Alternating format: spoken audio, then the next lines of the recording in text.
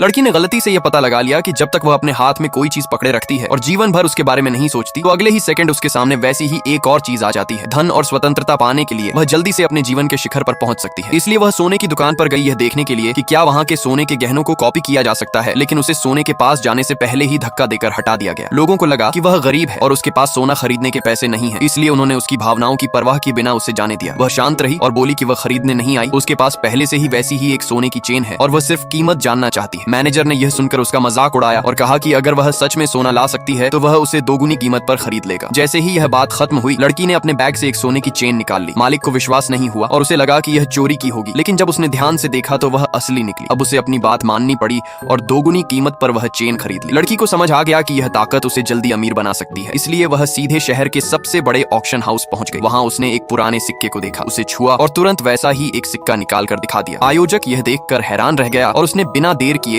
उसे 40 लाख में खरीद लिया। ऑक्शन से बाहर निकलते ही लड़की को एक और दुर्लभ खजाना दिखाई दिया, 7 रंगों वाला चीनी मिट्टी का कप, जिसके बारे में कहा जाता था कि दुनिया में उसका दूसरा नमूना नहीं बचा। लड़की ने उसे कॉपी किया और सबके सामने वैसा ही एक कप निकाल दिया। लोग हैरान रह गए और एक अमीर व्यक्ति ने उसे 2 करोड़ में खरीद लिया। अब लड़की की पहचान बदलने लगी थी। लोग उसे साधारण नहीं समझ रहे थे, हर कोई उससे प्रभावित था और उसे दोस्ती करना चाहता था। तभी एक आदमी ने उसे चुनौती दी कि वह उसके परिवार के जेड पेंडेंट का दूसरा टुकड़ा दिखाए, जो पीढ़ियों से सिर्फ एक ही माना जाता था। लड़की ने बिना कुछ कहे वैसा ही एक पेंडेंट निकाल दिया। सब लोग दंग रह गए। उस आदमी के पिता ने समझ लिया कि लड़की साधारण नहीं है और शायद यह पेंडेंट पहले जोड़े में रहा होगा। उन्होंने लड़की को सम्मान दिया और अपने परिवार का गोल्ड कार्ड देकर उससे संबंध बनाने की कोशिश की। अब हर कोई लड़की के आसपास इकट्ठा हो गया था। लोग उसकी तारीफ कर रहे थे, उससे सीखना चाहते थे और उसके करीब आना चाहते थे।